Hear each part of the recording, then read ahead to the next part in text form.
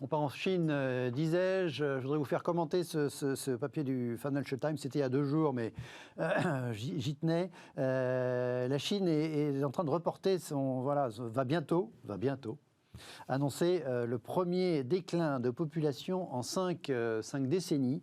Le Falling Population is a Real Challenge for China, nous dit ce commentateur. Alors, de fait, les chiffres auraient déjà dû sortir, les chiffres fin 2019.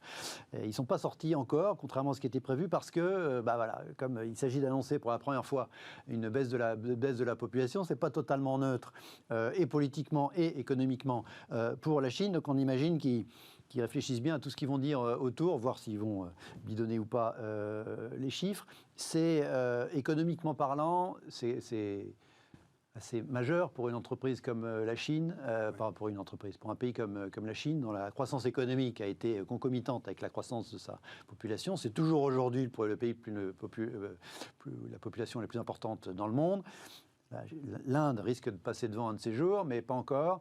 Les conséquences, c'est quoi les conséquences pour la Chine et puis pour nous indirectement, pour le monde, puisque c'est un poids lourd de l'économie mondiale maintenant, d'un premier déclin de population? Peut-être déjà deux choses sur l'origine. Vous avez dit, ça fait 5 décennies que ça n'a pas baissé. En fait, pourquoi est-ce que ça baisse? C'est parce que ce sont toujours des décisions de politique économique. La précédente baisse, c'était au moment du grand bond en avant et de la famine qui avait suivi. La deuxième baisse, c'est l'ombre portée de la politique d'enfant unique qui a été poursuivie pendant longtemps. Donc, même si elle a arrêté, ses répercussions, par définition. Voilà, forcément, ça percole pendant quelques temps. Sur la pyramide des âges. Tout à fait. Deuxième chose, ce qui est plus signifiant, c'est pas tellement la population que la population en âge de travailler.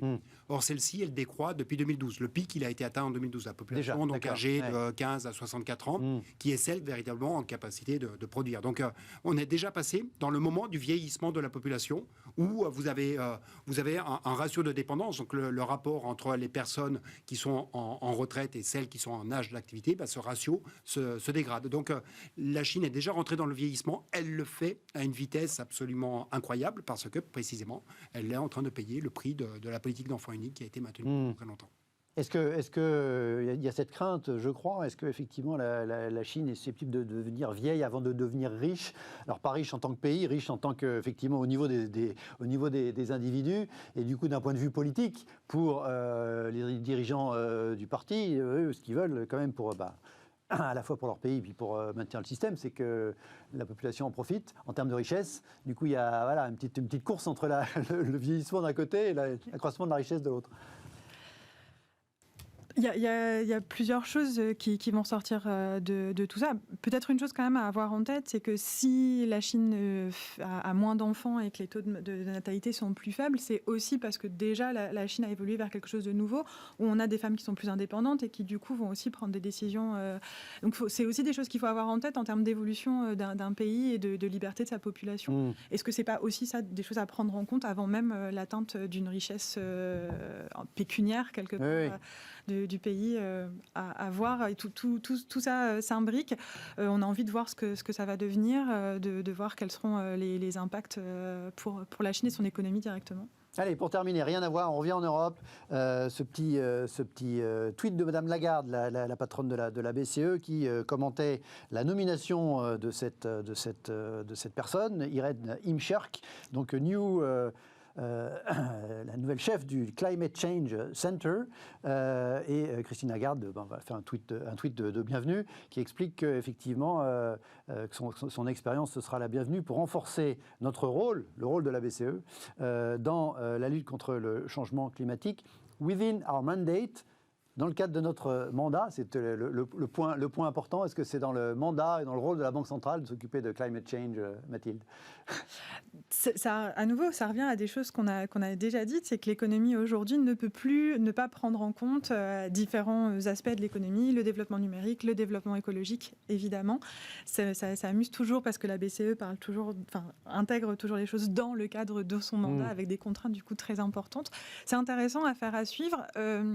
Forcément, effectivement, elle sera confrontée à des contraintes en Europe importantes, parce qu'on l'a dit, il y a des entreprises aujourd'hui qui ont des pouvoirs très très importants, qui n'ont pas du tout envie de voir une réflexion écologique intégrée à des institutions aussi importantes. Donc, faudra attendre de voir aussi si le but c'est de faire un peu un greenwashing de nos institutions européennes, ou si effectivement il y a une volonté importante, et est-ce que cette personne aura du pouvoir dans le cadre de l'institution européenne.